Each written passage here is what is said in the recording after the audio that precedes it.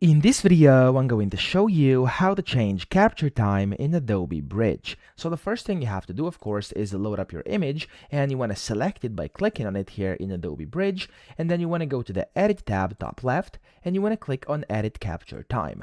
Now in this box, you can then, of course, adjust your capture time of capture. Here you can either change to a specific date and time. So for example, as you can see, you can just select the time over here, do it yourself, type in whatever you want to do here, or you could also select this and actually go ahead and manually by clicking basically dates on this calendar here, select whenever you want it to be.